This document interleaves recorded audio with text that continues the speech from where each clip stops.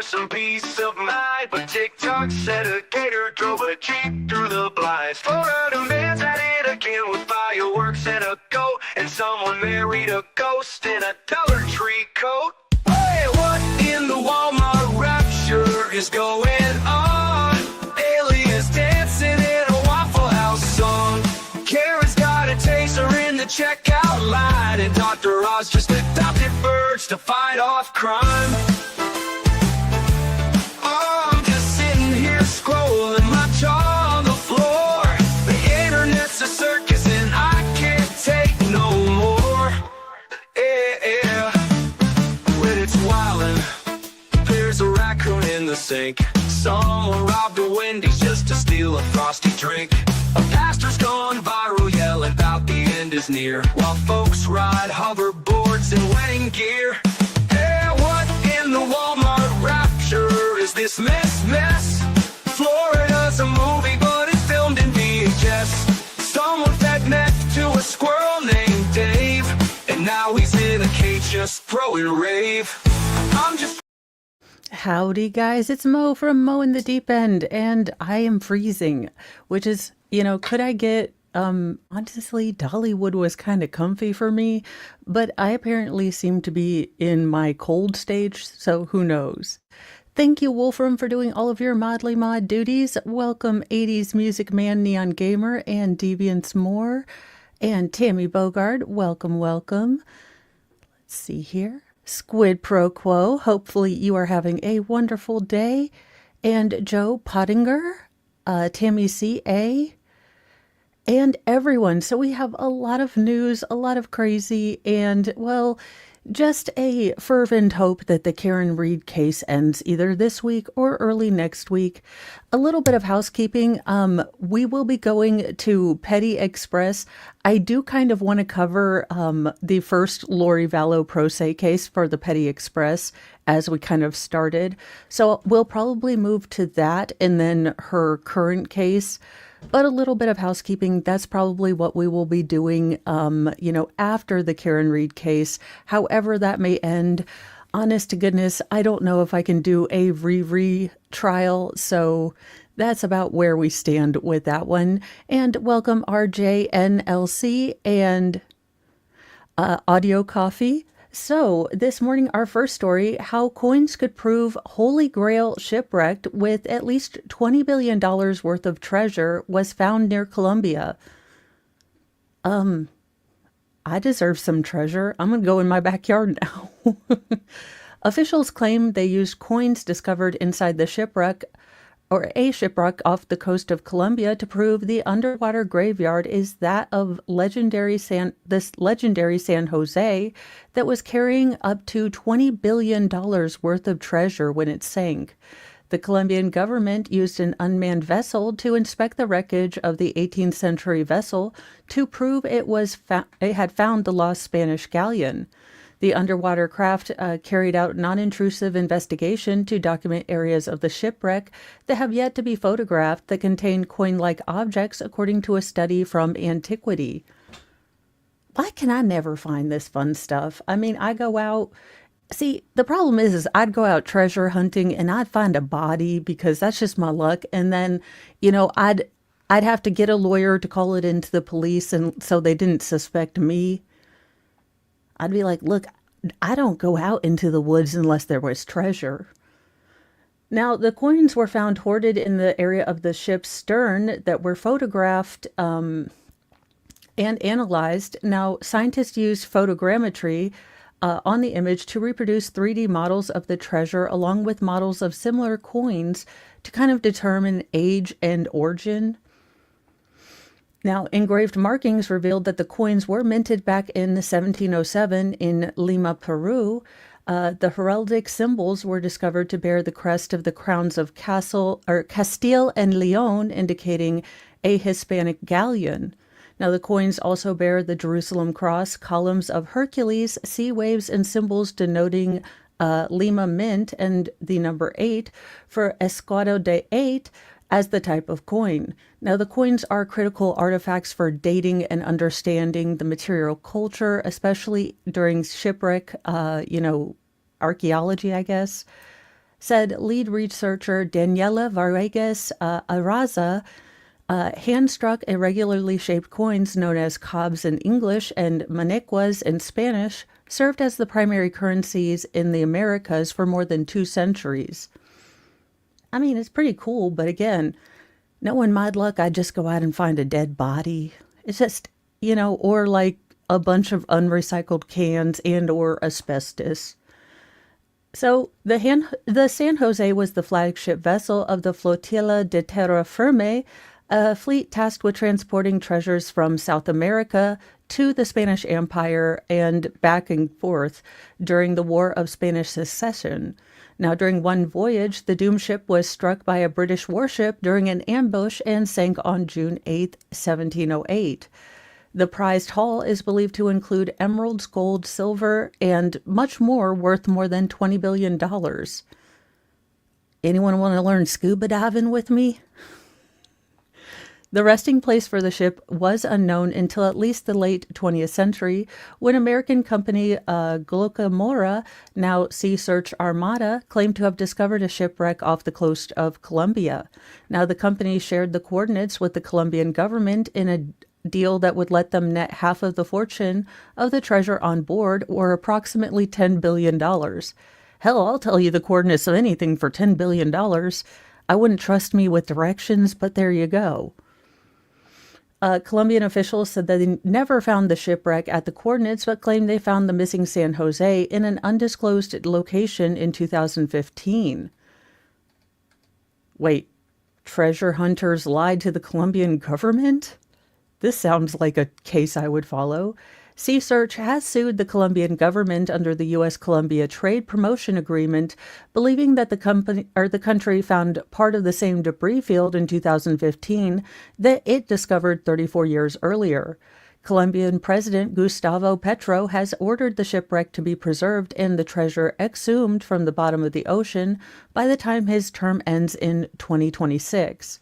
In 2024, Colombia claimed that the shipwreck it was a protected archaeological area that would ensure its long-term preservation, and their Ministry of Culture said it guarantees to protect the heritage and would allow for research, conservation, and valuation activities to happen under their sort of purview and watch. Now, Petro, the Colombian government, the Colombian president, initially wanted to bring the 26-gun, 3-masted ship to the surface and had requested a public-private partnership be formed. There has been no declaration of discovery officially made about the San Jose, though, so this might not, even though it seems like it, maybe there's more authentication they need. I don't know how one authenticates a, really old ship, but I'm sure there are people that do. That being said, we have one for Snake Island right off the bat, y'all. I don't know what possessed this woman to do what she pretended or thought to do, but it's a doozy. So, Snake Island, let's get her ready to go. It's a one-way ticket, as we all know. It's a curse, we've got a room for the wicked, the cruel, and the worst. If you lie, if you cheat, if your soul's made of bile, you're bound for the fangs and the venom in style. Oh, one-way ticket to Snake Island. Oh. Let the conscience, less cowards and gaslighters go. No anchor, no lifeboat, no tearful goodbyes. Just hissing and coming in cold-blooded skies. Back up your friend. An Indian bride, 25, is accused of hiring 4 hitmen to unalive her arranged husband on their honeymoon. Talk about a nightmare honeymoon and a nightmare wedding all together. It's like it was a miracle. Yeah, I don't know what's wrong with this chick. Neither does she. But let's continue on. Again, if you don't want to get married, I know that arranged marriages are still somewhat of a societal thing in Indian families, but I do believe there's more of a choice for children now rather than going with their parents' choice.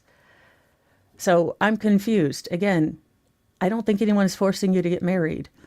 An Indian bride allegedly had her newlywed husband savagely unalive during their honeymoon before she vanished, sparking a massive search that finally ended when she surrendered to the police, according to reports. Sonam Ragvashani, I have butchered that, but she butchered her husband, so swings and roundabouts. 25 turned herself in on Monday, a week after her husband, Raja's rotting corpse was found with his throat, with a little, full-on cut at the bottom of a forestry gorge in Mahalia on June 2nd. Now, the 30-year-old, deceased man was also missing his wallet, his gold ring, and a chain.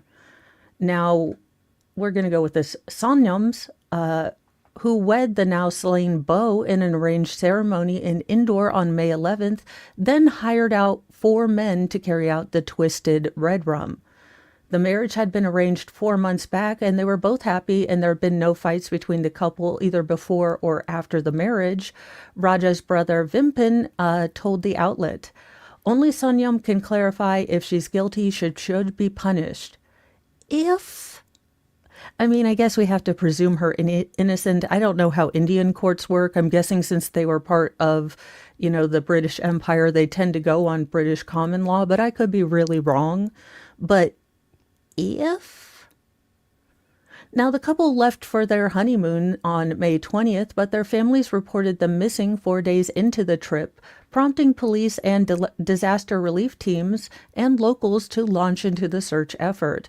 Now, Raja's body was found within a week, but the couple's family publicly accused police and government officials of not doing enough to investigate either the murder or locate, Sonyam. Now, the alleged killer bride was picked up later by police on Sunday when she showed up at a restaurant and tearfully called her brother, who immediately notified authorities. Now, 3 other suspects have since been arrested in connection with the vicious slaying, while one assailant remains at large.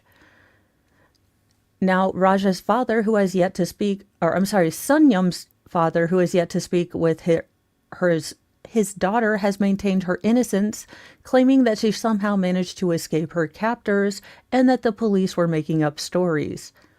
Well, look, beautiful here, all made up. Jail. This is a Courtney Clenny glow down for the ages.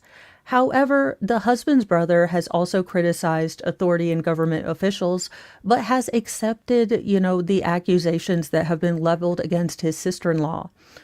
"I now believe that the government was not lying," he said. "They were telling the truth." Locals blasted the distressed family for unleashing baseless claims during the investigation, even threatening to file a defamation case against them for maligning the image of, the area, their officials, and its people. Well, if you can't do a good investigation, it's not, defamation. It's just saying the truth. The truth has come out, Minister Alexander Lagulu Heck told reporters Monday in a clip shared on X by ANI, Asian News Network. "Our police have done an excellent job and nabbed the culprit within 7 days. Ma'am, I don't know how Indian prisons are, but I would think you would probably do better in Snake Island. I don't think they take, unaliving your husband very well there. I could be wrong, but you might be begging for Snake Island toward the end. Or now." In, scary news, because, I haven't gotten over my fear of the, terror that was instilled in us by the media by Africanized bees. Now we have fatal ants. What the hell? I was just getting used to Africanized bees being here, and now we have fatal ants that are invasive? Wonderful. Never going outside again. What you need to know about the invasive ant with a fatal sting that's been reported in multiple states. If y'all see me outside with a can of Raid and a lighter, don't say nothing. I'm making sure we don't have ants. The Juro spider, Asian longhorn beetle, and spotted lanternfly have company this summer. A sneaky invasive species that has a potentially deadly sting continues to spread across the U.S. and can be found in more than a dozen states, according to experts. Asian needle ants were first detected in the US almost a century ago, but the species has continued to expand its reach, primarily through the southeast, and this pest could be potentially deadly to humans, according to Dan Suter, a professor of urban entomology in the University of Georgia. Urban entomology, or entomology. It injects venom that can harm you, and its sting can be life-threatening. He added that people who have adverse reactions to both bees and ant stings are especially vulnerable, as they could go into anaphylactic shock from the needle ant's sting. So these, I guess it attacks the same components or the same systems that, any bee stings or any stinging insect do. So if you're allergic to bee stings, you're probably going to be susceptible to be allergic to these ants, which is terrifying because I know a lot of people are allergic to bee stings. So definitely something to, again, not fear porn. Don't, run out and buy a bunch of toilet paper. But if you know that someone is sensitive or living in these areas, maybe give them a heads up. Now, Suter has urged people to be vigilant for these invasive species, especially with ant populations generally peaking in the summer. Now, Asian needle ants are technically known as something in Latin I'm not even going to try to translate. But basically, roughly translated, it means short-wicked ant from China. But their native range also includes Japan and the Koreas. The insect was first discovered in the U.S. in Georgia in 1932, but has recently started to cause problems, in other states that have been relatively small or localized in the Georgia area for many years. Now, it's been detected all the way from Washington State to Florida, along with, Mississippi and other places, but the ant is recently getting more attention and more, close to humans in Texas. Now, Asian needle ants are sneaky because they're less than 1/4 of an inch long and adept at hiding. Unlike many invasive species that tend to colonize areas in the wake of natural or human disturbance, Asian needle ants are capable of invading undisturbed forest areas and other places. Now, according to, experts, the Asian needle ants wreak havoc on native environments because they outcompete other ant species that are important to the local ecology of that area. They also prey on other insects because they're evil little terrible ants. Can't we just take raid to these ants? I mean, now, Asian needle ants are about 0.2 inches in length, dark brown or black with at the end of the antennae, with their legs being lighter orange brown. Yeah, because if I get stung by an ant, I'm going to be sure to look at their legs. They can look very similar to other ant species, so it takes an experienced eye to positively identify them. If you are worried, you can send a photograph or a specimen to the University of Georgia Extension Office. I have a couple questions about how one mails an ant, because I know I always have to put like nothing dangerous when I mail something out for the show. So I can't imagine. No, it's not dangerous, but it is a live ant in a film canister. I think I'd be put on a list.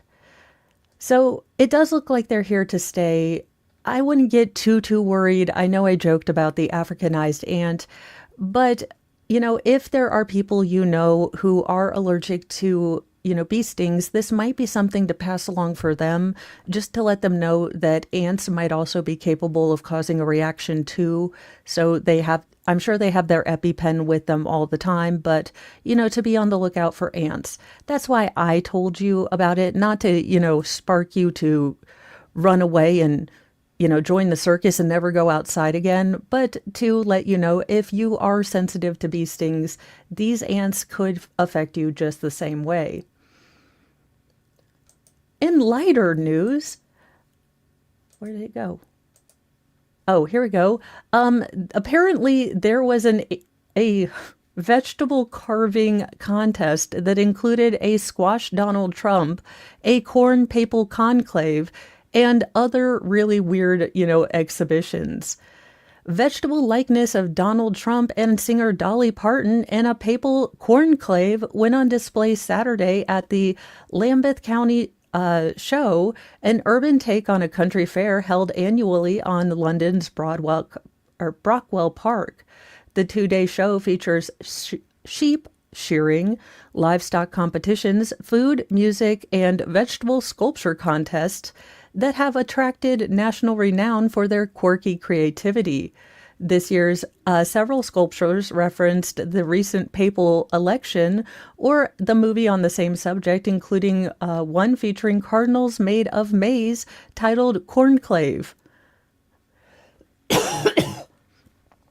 Oh, Lord. Oh, my gosh, it is a cornclave. That's hilarious. That is not. Oh, and they're all screaming turnips. No, those are radishes. I don't know vegetables very well. That's hilarious. Other entries include Irish rap trio Kneecap in potato form, Collie Parton in a movie-inspired tableau titled Nine to Chive, a vegetable Mo salad likeness of Liverpool star Mohamed Salah. I thought they were talking about me first. I was like, how'd they do the space buns? Radishes? I would use radishes. But apparently I wasn't being included. So apparently it was soccer star Mohamed Salah and animated icons Wallace and Gromit made from butternut squash. Trump, too, got the butternut squash treatment, while some other entries referred to local politicians. In Lambeth, as well as other parts of London, local authorities have turned to holding large concerts and festivals in parks as a way to raise money, to the chagrin of other neighbors. Wolf Hall actor Mark Rylance, a group of local residents opposed to big events in Brockwell Park, is represented as Mr. Rye Lunch with an apple-carved head and satirical signs, branding him a NIMBY or Not in My Backyard campaigner.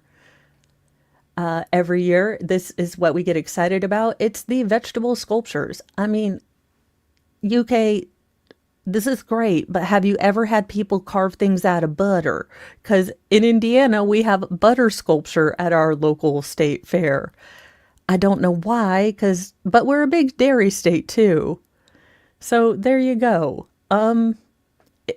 I think it's cute. I get that you wouldn't want a lot of noise around you, but I think it's a cute idea. And let people have fun. I get you're going to be a little bit annoyed as an inside cat and my neighbor having the loudest damn lawnmower in existence. I can understand not wanting, loud noises, but if people are having fun, just let them have fun for the love of Cheetos. Oh, where is... I love when I don't really put my things in order, or I do, but then I miss them, which is always a great thing. So in ick news, just a little bit, but hey, maybe if it actually works, great news for science and medicalology. British doctors are prescribing poo pills with freeze-dried feces for a very exciting new treatment. Well, I mean, at least he didn't say, analytical treatment. When we dreamed of a magic pill that could cure anything, we were never thinking of poo pills, or known as capsules, or crapsules.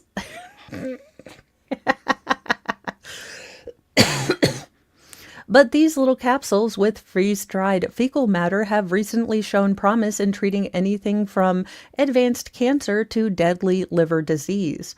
Some even say that these sort of transplants in which the poo of a healthy person is transferred into someone else could be the key to crushing it at the gym and reversing signs of aging.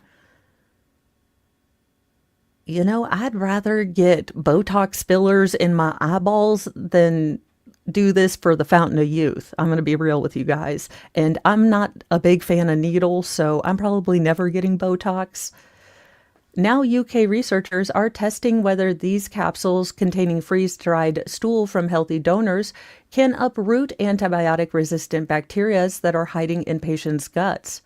So this this is actually really important. As much as we joke about it, the microflora and, bacteria in our good bacteria in our gut, it's very delicate. It's easy to get it either wiped out with antibiotics or, different other things to become imbalanced. So there is maybe possibly a good reason to do this, but do I think it cures everything from the HIV to hepatitis? No.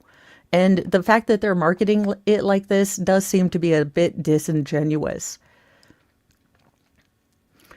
Now, in a trial, 41 patients who had recently battled drug-resistant infections were split into two groups. One received 3 sets of these pills over 3 days, while the other was given placebos. Now, a month later, those on the real treatment were found to have healthy donor bacteria successfully colonizing their gut, a sign that the pills have already flushed out maybe the bad bug. It's very exciting, said Dr. Blair Merrick, the lead researcher at Guy and St. Thomas's Hospital in London. There's a real shift from 20 years ago where all bacteria and viruses were assumed to do you harm, now to where we realize there are, some bacteria that are completely necessary for our overall health. Superbugs, germs that are resistant to antibiotic treatment, are expected to increase and possibly cause up to 39 million deaths globally by 2050. Microbiome researcher Christy Sorgetti of the BBC, or told the BBC that, if the poo pills prove to be successful in further studies,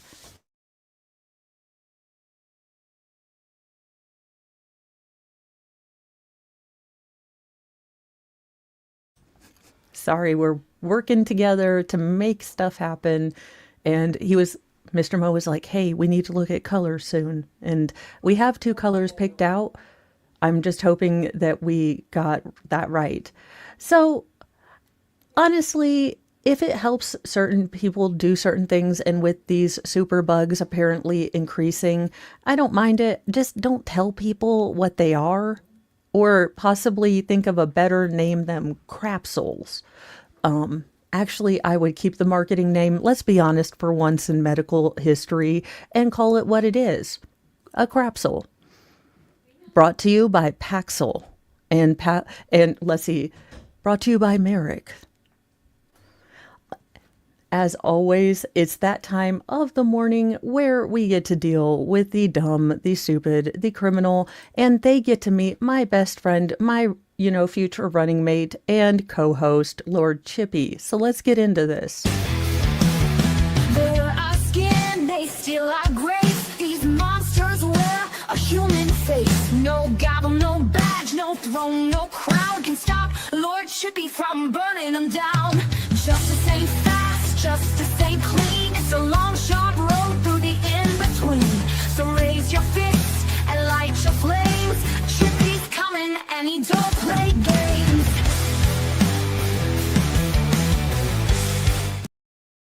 Now, this likely isn't a Lord Chippy offense, except that I down to the depths of my soul hate stupid. And if you're going to act in such stupidity, I have no choice but to eliminate your future, potential to screw up the human genome by breeding. So, Lord Chippy it is, or Snake Island, sir, you figure it out. Did not receive said services. A Florida man at a strip club called 911 after an employee refused to provide smecks for money.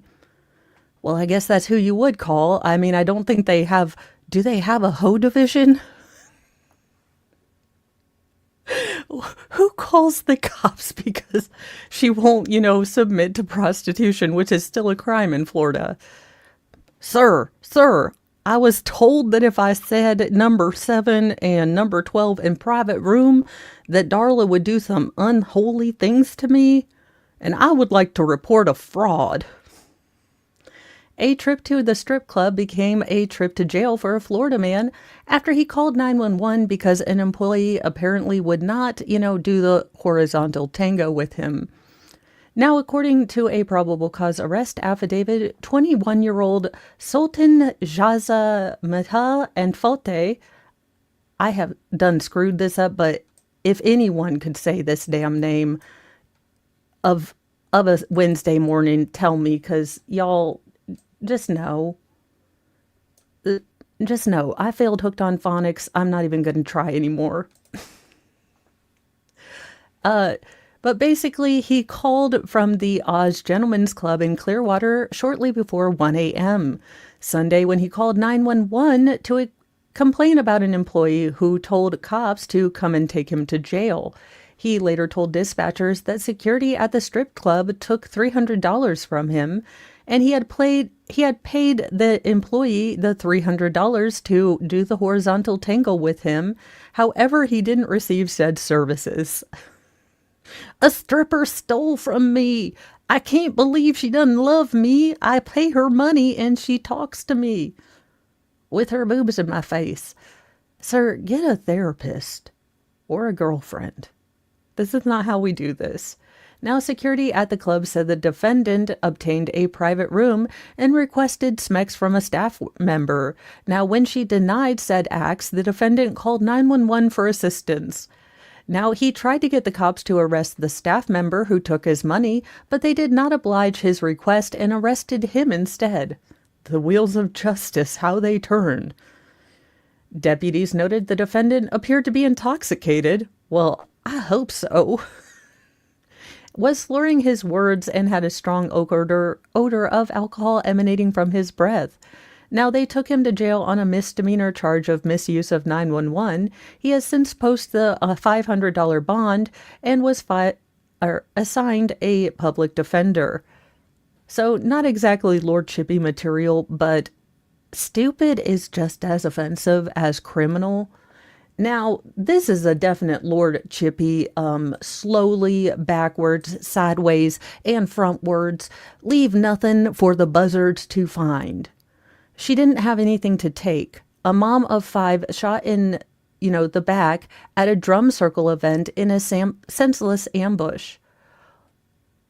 Okay, those are some Manson lamps, first of all. Second of all, Mr. Hobo-looking Justin Bieber, how dare you? How dare you? An Oregon man who fatally shot a mother of 5 children at a drum circle event in 2022 has been convicted by a jury after 1 hour of deliberation. Do you want to know when people hate you and really the case against you is airtight? 1 hour. I mean, if I were on the jury, I'd be like, can we convict him yesterday? Also, can I be in charge of crime and punishment? Now, in a press release, the Monmouth County District Attorney's Office announced that Wyatt Storm Belcher, 28, was sentenced by a judge Monday to life in prison with the possibility of parole? Hell no. You stole from 5 children for the rest of their life, their mother. I say you don't get out. Ever. Until you pay for those 5 lives that will never be the same. How about that? Just me. Now, Belcher was convicted by a jury on Thursday of second-degree murder after the jurors deliberated for 1 hour. He was found guilty of fatally shooting Ash Smith, a 31-year-old mother who was attending a drum circle event in Portland on May 8th. Now, court documents obtained by local CBS affiliate KOIN stated that after the crowd was gathered for the drum circle and they began to disperse, multiple witnesses heard a loud bang and saw a woman later identified as Smith fall to the ground. Onlookers stayed on to render aid to Smith, who had a gunshot wound to the back of her neck. Deputy District Attorney Devlin Franklin said in a press release obtained by McClatchy News, while Smith didn't deserve Wyatt Belcher's senseless ambush, she did deserve the compassion that witnesses on the scenes showed her in her final moments. 3 of those individuals had the strength to testify during this trial, despite being deeply and personally affected by what they witnessed. And thank you for those witnesses. I can't imagine, having to be with someone as a civilian, and try to save someone's life. Again, you don't know this person from Adam, and you have the unfortunate privilege of seeing someone pass on to this world and trying to offer comfort to them. Thank you, those witnesses who testified. I can't imagine what you still deal with, but being a voice for this woman, thank you. Now, Portland police soon located Belcher after several witnesses gave them a description of this weird-ass looking man. Now, the DA's office said in a press release that Belcher racked the slide on his weapon and asked if Smith was dead, then asked if the witnesses wanted to be shot as well. The shooting appeared completely random. Belcher and Smith had no known relationship. Now, according to reporting by KOIN, Smith had been struggling with homelessness at the time of her death. A witness who spoke to the outlet shortly after the incident said she saw Smith going around asking people for $6 in the moments leading up to her death, adding she didn't have anything to take. Now, the family said on GoFundMe that they are raising money for Smith's funeral and that she was given a difficult hand in life, but was a good person. Now, Belcher's, whose trial was delayed several times, and he was declared unfit to stand trial at one point, has been diagnosed with a major depressive order and schizophrenic disorder, or schizoaffective disorder. So just like Lori Vallow, he was at one point not competent. The state hospital got him to competency, and then he was able to be charged. That being said, my heart goes out to these 5 children who no longer have a mother, and I hope that the family is there to support and love them, and also tell them what their mom was like. Give them a window and stories and a history to latch onto because they don't have her. And you are such a jackass, sir. Again,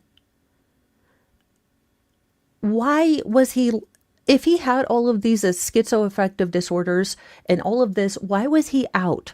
Again, Reagan did the worst thing ever when he shut down all the state hospitals. We could have reformed them. Yes, they didn't have to be one flew over the cuckoo's nest, but we also didn't have to have people who are struggling with major, personality and mental health disorders on the street. I am just done. Again, why does it have to be one or the other? Why couldn't we try for a happy medium? We could create communities where they're basically just safe, secure communities where these people are kept on their meds and taught to be functional and everything. Because the sad truth is that a lot of the people that are homeless, that are on the streets, suffer with severe mental health issues that can't get helped unless they are in a facility. That being said, why do I have to be the voice of reason? I don't know. Talk about just being a teenage jackass and general a-hole, and sir, you better hope Gen Pop doesn't find out you unalived a 3-year-old, because let me tell you, Gen Pop justice is swift and unrelenting for people who hurt and unalive children. Ask Daryl Brooks. And unrelenting, I mean 3 hours to 4 hours. The guards just didn't see nothing. Gavin Smith, a 21-year-old man in West Virginia, previously found guilty of unaliving his mother, stepfather, and 2 younger brothers, will get a new trial after the state Supreme Court of Appeals on Monday vacated his convictions of the 3 counts of first-degree murder and 1 count of second-degree murder in the 2022 slayings. His conviction on 1 count of using a firearm during the commission of a felony was also vacated. The 5-judge panel on the state's highest court voted 4-1, holding that the trial judge committed a reversible error by improperly informing the jury that because Smith was a minor at the time of the murders, if he was found guilty of first-degree murder, he would automatically be eligible for parole after serving 15 years of his sentence. Now, that's a problem, and again, I'm not a lawyer, but from what I have observed on trials, the jury is never supposed to be making their decisions based on the length of any sort of potential trial sentence. They're not supposed to know the time, what's different between, first degree, second degree, as far as years. That is not supposed to be in the calculus of the jury's kind of decision making. Now, Smith was 16 when authorities say he shot Daniel Dale Long, 37, Rissa Mae Saunders, 39, Gage Ripley, 12, and Jamison Long, 3. The issue arose during the testimony of Rebecca Walker, Smith's girlfriend at the time of the shootings. Now, Walker, then 17 years old, had also been arrested and charged with multiple counts of first-degree murder, but entered into a deal with prosecutors and pled guilty to 4 counts of accessory after the fact to first-degree murder. The agreement that included a maximum of 10 years in prison, but also required her to testify against Smith at his trial. Now, during her testimony, Walker said she was facing possible life sentence for first-degree murder before, agreeing to plead guilty. Now, the state objected, arguing that the jury was left with the erroneous impression that Mr. Smith would be locked up for the rest of his life if he was convicted for first-degree murder. After the close of evidence, the state argued that jurors might have been confused by Walker's testimony about her potential sentence and an explanation from the court that juveniles convicted of first-degree murder in that state are eligible for parole after 15 years. Quote, right now the jury might think that he can only get 15 years for first-degree murder, and we're concerned that the jury would be confused about that, the prosecutor said. Now, the judge granted the prosecutor's request to clearly instruct the jury that Smith was facing possible life and would only be eligible for parole after 15 years. Isn't that the same thing they just said? Again, why give the instruction? This is never supposed to be the purview of the jury. Now, Smith's defense attorney objected, arguing that jurors were, quote, supposed to consider facts and not consider the sentence. Saying that the jury instruction puts it right out there for them to be thinking about sentences. Now, the court majority agreed with Smith's counsel, reasoning that jurors were not permitted to consider sentencing issues or other related issues that may flow from sentencing, such as parole or probation, when deliberating a verdict in a criminal trial. I was smart. Put the other way, the court wrote, questions pertaining to parole rights are not germane to the questions of guilt or innocence. So there you go. Now, it looks like he's going to get a new trial because I doubt the state is going to, let this go. But this is a real point that, like the, state attorney in the opening for the Chandler Halderson case said, they only get one chance at this, and why the state would even want this instruction in when it is clearly not the juror's purview, I don't know. I get that passions run high. You want to nail this guy to a figurative wall, but if you do it sloppily, if you do it wrong, this jackass can walk. So I doubt he'll walk again. I doubt that there will be any sort of snafu again.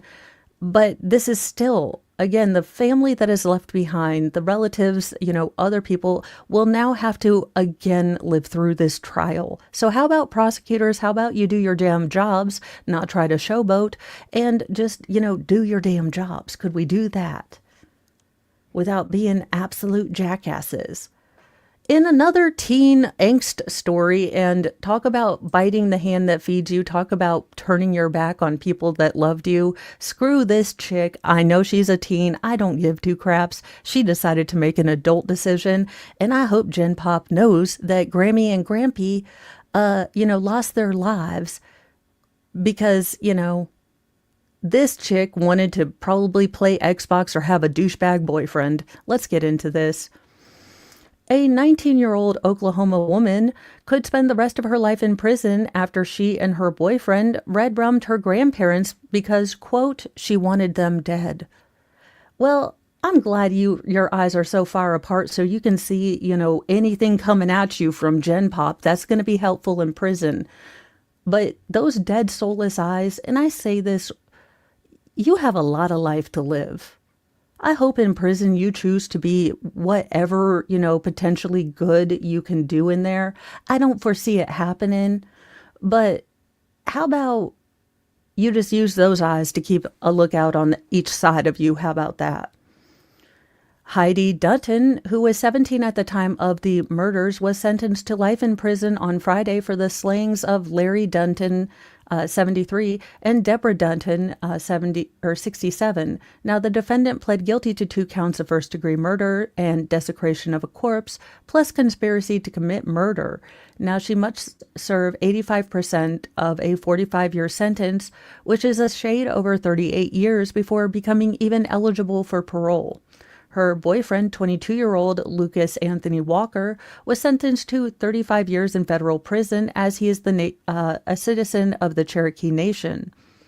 This was a calculated, brutal crime, and the law requires us to weigh youth and culpability, Washington County District Attorney Will Drake said in a statement. This sentence holds Heidi Dunton accountable. Mirrors the sentence imposed on her co-defendant and spares the victim's family, the trauma of a trial and years of appeals. Now, authorities say that Dunton and Walker red-rummed her grandparents a few days before Christmas on 2022. Neighbors and family members became concerned about the victims after not hearing from them and called the police to complete a welfare check on their home in Dewey, some 50 miles north of Tulsa. Now, according to the federal complaint, deputies from Washington County Sheriff's Office conducted a search of the home on January 20th, 2023, and discovered the elder Duttons buried in a shallow grave in the backyard. Now, Dunton was determined to be the adopted daughter and biological granddaughter of the 2 victims. Blood had been cleaned from the victim's bedroom, but some had seeped into the floorboards. Both suspects admitted to killing the victims in their interview with the cops. Heidi Dunton said it was her boyfriend who had murdered the grandparents on her behest. Now, Walker told the investigators that he entered the Dunton home on December 19th, took a .22 caliber pistol from the home, and waited in his girlfriend's bedroom until he heard noise coming from the victim's room. He waited outside until Deborah Dunton opened the door, then he shot her in the face. Now, Larry Dunton got out of the bed and rushed Walker, who tried to open fire, but the force multiplier jammed. So Walker then took out a knife and stabbed him several times in the face and chest. He also then stabbed Deborah to make sure she was dead. Again, don't ever get out of prison, ma'am. Just don't. You and your boyfriend stay in there until you are dust in the wind. All you are is dust in the wind. Sorry, Kansas. Anyway, just absolutely sad. In an obituary for both victims, Larry Dunton was said to be a retired master staff sergeant in the U.S. Air Force and former manager of the Lieutenant William M. Milken Airport in Eureka, Kansas. His wife was originally from Tennessee, a retired staff sergeant in the U.S. Air Force, and a former chief. Or I think they mean chef, but just terribly sad. These 2 people tried to love, their granddaughter, and she met a douchey boyfriend and decided, I don't want rules. Just absolutely stupid. And in our final story, a bit fun, a bit good before I send you to Karen Reed and it slowly sucks the soul out of our bodies. A girl finds a message in a bottle and her mom can't believe what happened when they tried to text the number on the note. A girl found a message in a bottle while vacationing with her family, and the family was shocked when they realized where it came from. Josie Law of Howell, Michigan, was on Anna Maria Island in Florida when she made the unusual discovery. I was just walking and the waves were coming up and the bottle washed on shore, Josie told local news station Tampa Bay 10. The waves went into the crash, like into each other and back, so I grabbed it really quick and showed my mom. She thought it was a piece of trash, but then I saw the note in the bottle and I was like, it's a note in a bottle. Hello, people who found us. You'll be happy to know that you found us. Why? Because you will know me with this number, the note read, followed by a phone number. Now, Josie's mother, Paris Hosington, said she decided to text the number as opposed to call it, and she and Josie were shocked when they received a text back from a 21-year-old woman in in Hawaii, not Haiti. The woman who wished to remain anonymous told Tampa Bay 10 that she and her younger brother wrote the message when they were 13 and 8. It was super fun to see that our bottle had ended up all the way in Florida and that they reached out to us. Definitely didn't expect that to happen. As to how the bottle ended up thousands of miles away from Hawaii, Bobby Deskins, Tampa Bay 10's chief meteorologist, said that it was technically possible even though the odds were extremely low. It would generally have gone north out of Hawaii to get into this current to come back down the west coast of the United States, cross over through the Philippines, then towards the southwest coast of South America, going underneath South America, then up along this current on the west coast of Africa into the intertropical convergence zone where our hurricanes sometimes come from, and then back up through the Caribbean by the Bahamas and towards Santa Maria Island. While the note's author is overjoyed learning that someone received their message from the past, they also said they would no longer recommend others try to do the same. We don't want to encourage others to do this because it's littering and illegal. We didn't know that at the time as we were young kids copying something that someone else had done before. So there you go, a little bit of happiness for humanity rather than, all of the badness that we usually cover. I am going to pop on over to Karen Reed. I hope you hang out with me there. But if you're Karen Reed out, I can totally understand that too. And check out the newsy nuggets as they flow. I think I've got the full story of the vampire Australians. There's a whole lot going on in there. But there you go. I hope to see you. Bye, you guys.